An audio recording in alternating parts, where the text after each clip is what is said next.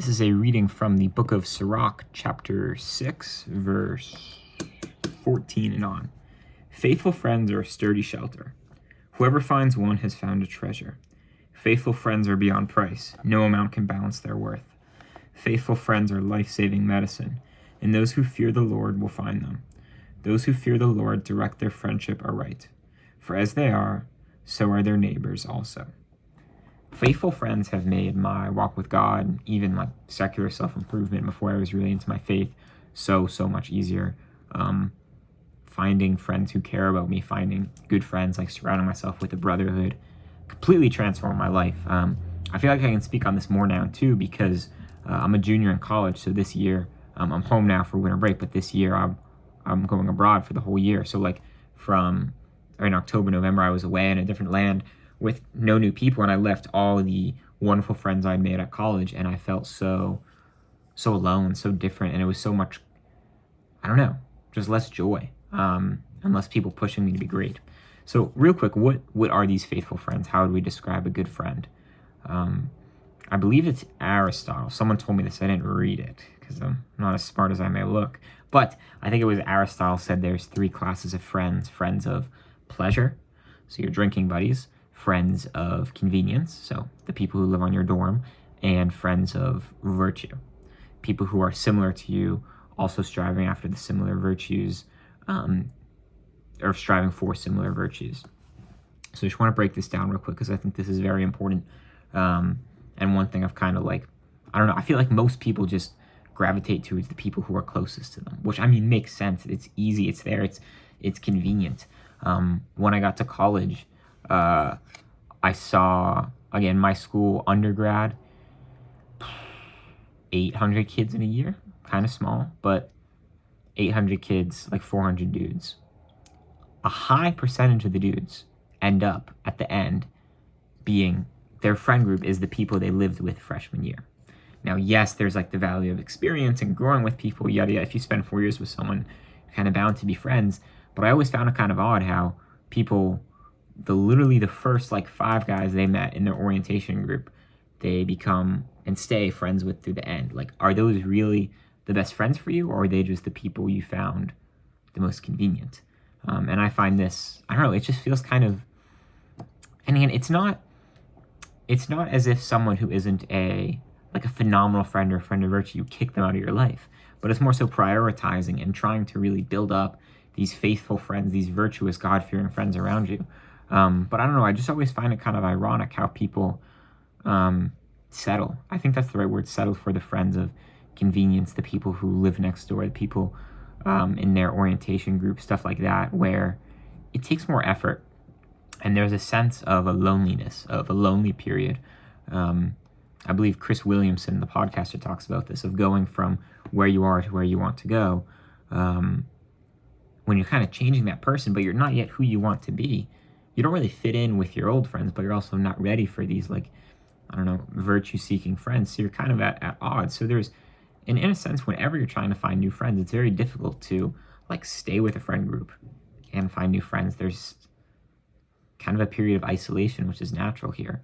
But again, so that's friends of convenience. Friends of pleasure, just kind of simple, like drinking buddies, people you go out with, stuff like that. But friends of virtue, friends who are God-fearing, your brothers and sisters in Christ. It's sort of, again, like there's different types of these, like there's so many individual differences. That's what I meant to say. Like who may be a good, faithful friend for me may not be for someone else.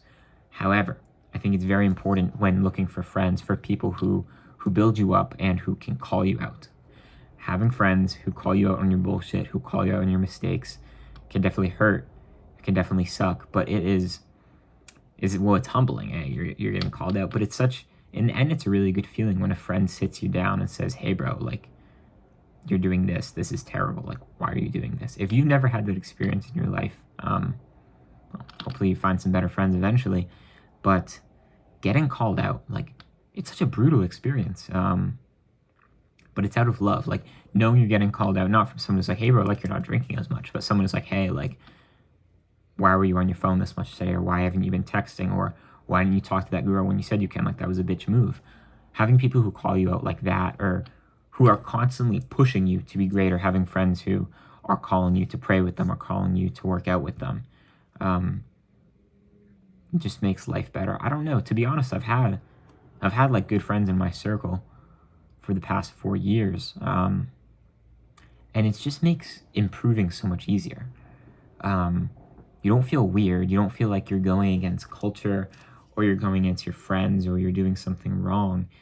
It just feels like you're hanging out with your friends when you're praying with them, you're lifting, and you're having these virtuous conversations. But yeah, I really did experience that these last couple months when I was away for school for a bit, where I was without the friends that I normally had. Just less joy, less people to build you up, and less people to help you grow.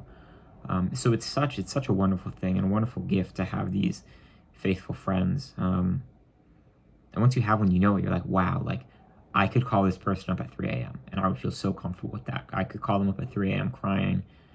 If they don't, or if they do pick up, I know they would hear me out if they pick up. I know they would be there for me, and I feel comfortable doing that. Having just a couple, like 2, 3, 4, 5 people like that in your life is wonderful. And especially walking in the Christian life, having people who are also following God, who are also on that path, who are not pulling you down. An interesting psychological tidbit, I think this was from Jordan Peterson. They did some social psychology studies where they took a bad kid, and put them with the good kids, or high marks, high achieving kids in high school. They moved their lunch tables or something, and the goal was that when they bring the low performing kid to the high performing, high achiever lunch tables, the high achievers will bring the kid up. However, that's not how it works, and that's not what happened in the study. Well, that was sort of the intention, was, hey, we'll raise this kid up. Spiritual physics, social physics, improvement physics, the idea of that tells us that it's easier to go down than it is to go up. It's a slide down and it's a climb up. It's so much easier to slide to vice than to climb your way to virtue, to clamber your way to virtue. So with that, if you are surrounding yourself with people who are not building you up, as we know, you're the average of the 5 people you spend the most time with, those people are just going to bring you down and pull you down. And it's just natural to slide down into the level of your friends. Whereas if you have friends who are calling you out, who are striving to God with you, who are pushing you up that ladder of growth, it's just a wonderful feeling. And being able to have these conversations too, conversations about virtue, about improvement, about prayer, about the saints, about pursuing God, it's wonderful. And I wish that for everyone. Just to end the video, minor piece of advice: to find these friends, to find these faithful friends. Best piece of advice I ever heard for this, for dating, for finding a girl, finding really good friends, is you imagine who that really good friend would be, or what qualities would that girl have, and then you emulate and act and live through them yourself, and that's it. And then it sort of just happens naturally. That's the video. Yeah, don't settle for friends of convenience. Don't settle for the people in your dorm. Don't settle for the kid who lives next door your whole life. Don't neglect them if they invite you to hang out and you're free. I mean, sure, but not all the time. But prioritize faithful friends. Prioritize God-fearing friends, and it'll help you walk with Christ. God bless.